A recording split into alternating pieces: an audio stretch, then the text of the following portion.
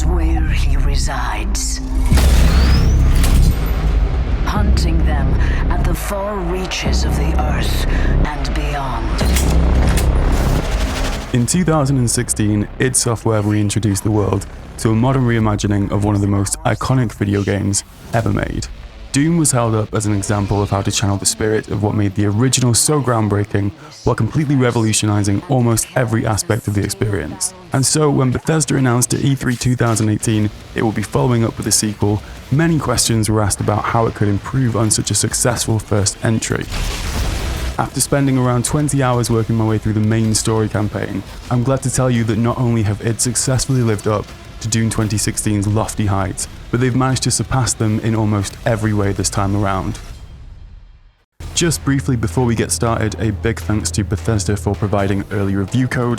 There were some mild gameplay spoilers ahead, but I have tried to avoid showing boss fights or late game cutscenes here. With that out of the way, I'm James, this is Invicta Gaming, and this is the world of Doom Eternal.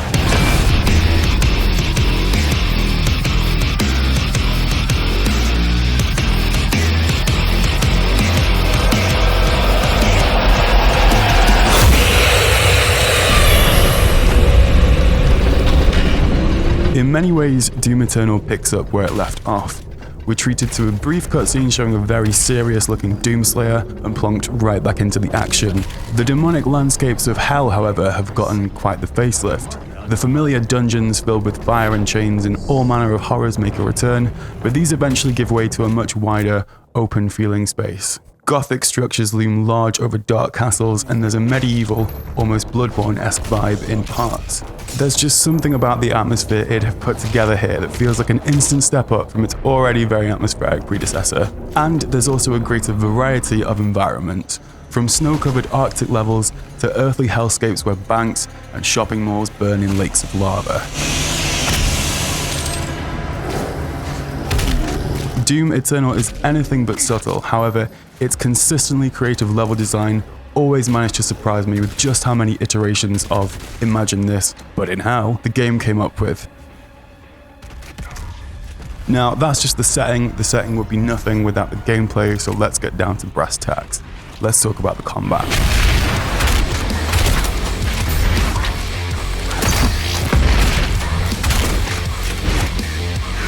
When it's firing on all cylinders, Doom has a flow state and game feel that is just absolutely flawless.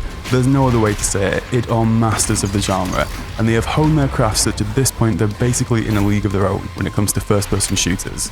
Weapons not only feel fantastic to shoot, but there's a depth and variety here that far surpasses what we saw with 2016's Doom.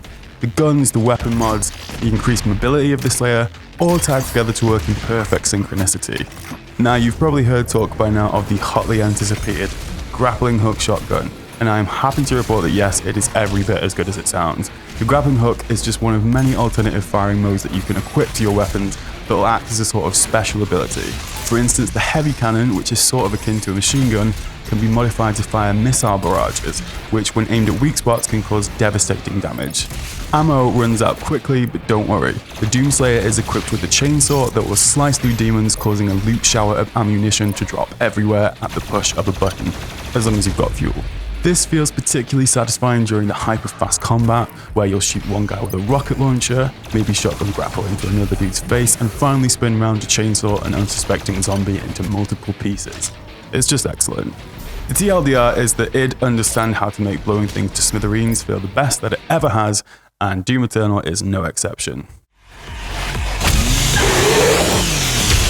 Everybody's favourite glory kills are back, this time with even more inventive close-up ways to dispatch enemies with your bare hands or gloves. These include ripping demons' eyes from their sockets and jamming them into their open mouths seconds before they explode in a flurry of guts and brains. Nice. Animations have been tweaked for maximum effect, with a little bit of camera wobble upon impact, and it's these small details that litter every crevice of Doom's open hellscape that keep its moment-to-moment action feeling oh so satisfying.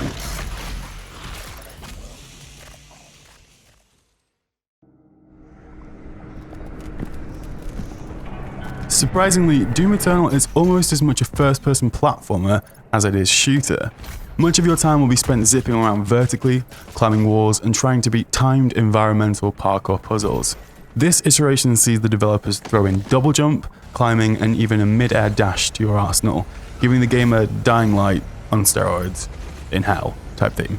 Now this generally feels great, however some occasionally tricky jumps can get frustrating when failing them involves a whole load of backtracking just to get into a position for a second attempt. It's a minor gripe, but I did find myself rolling my eyes a few times when the excellent flow of movement will be stopped dead by an awkward set of precision perfect jumps and split-second timing windows, taking the wind out of my sails just a tad. With combat covered, let's move on to character build. Doom Eternal brings back some of the ideas from last time, but greatly expands on these with a much deeper RPG and upgrade system. Weapons can be modified with different firing modes as mentioned, but the addition of Sentinel crystals, which can now be found around the world, allow you to unlock perks for your abilities as well as increase your health and armor. Your suit can also be upgraded to buff things like weapon swap speed or frag grenade damage. My personal favourite though is runes, which similarly to the crystals can be found in the world and used for things like increasing glory kill speed or giving you greater mid-air mobility. These can be stacked with up to 3 runes and their effects can be immediately felt in the game. Being able to initiate a melee kill from 100 meters away rather than 50 felt especially satisfying.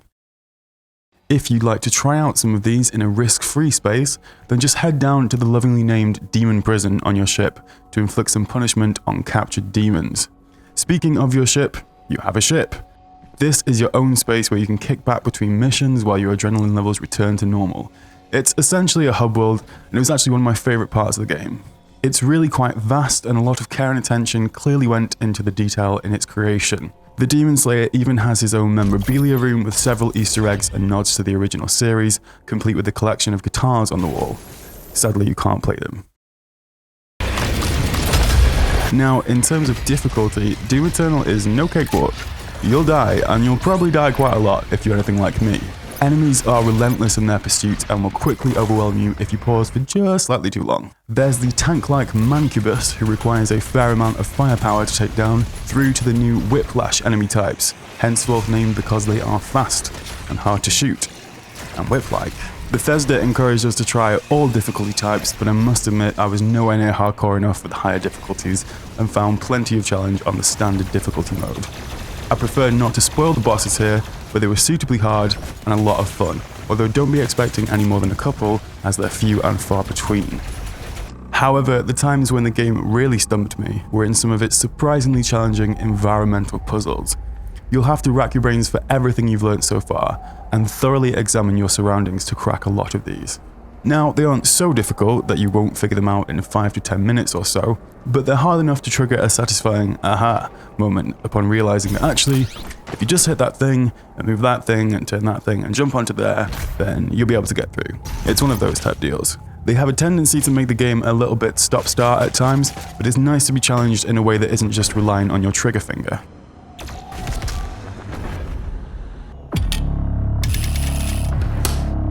My name's Mick Gordon. I am here in beautiful Austin, Texas, to record a heavy metal choir for Doom Eternal. 1, 2. One thing Doom is known for these days, almost as much as its gunplay, is its iconic soundtrack.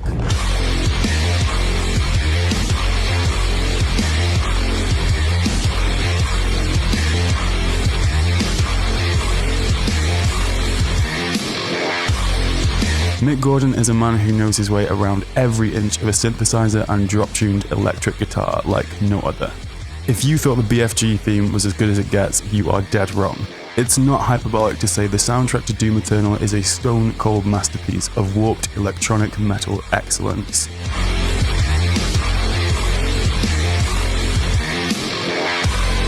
Some games I like to sink back into my reclining chair and enjoy over a relaxing evening indoors, and Doom is not one of those games. Doom will make you long for the days when you were 16 again at Download Festival in the throes of a mosh pit covered in beer. What else can I say? Even if nothing about this game appeals to you, I implore you to give it a chance, if for no other reason than to hear what Mick Gordon has created. It is flawless. Before wrapping this up, I'd like to briefly touch on the game's technical performance. On both the advanced and the base consoles, Doom Eternal ran near perfect, with only a few frame drops here and there. For the most part, it's a solid 60 FPS even in moments of intense action and on-screen crowding. id have a reputation for making good-looking, well-optimized games, and they've stayed true to form here. I also encountered very few bugs during my time with the game. However, I did have one game-breaking bug which stumped me for nearly 2 hours, leaving me unable to progress. After reloading the level from scratch, it did resolve the issue, but it was a shame to have a near bug-free experience marred by such a severe one. Bethesda say they are aware of the bug and it will be included in a list of day one patches, so hopefully this will be resolved by the time the game releases. In summary, Doom Eternal is a thrilling, non-stop adrenaline ride and truly a Game of the Year contender, brought to us by a studio whose pedigree in the field of first-person shooter design is second to none. It's let down only by some occasionally frustrating platforming sections, but these pale in comparison to the highs it delivers at nearly every moment of its 20-hour journey. Doom Eternal is outstanding.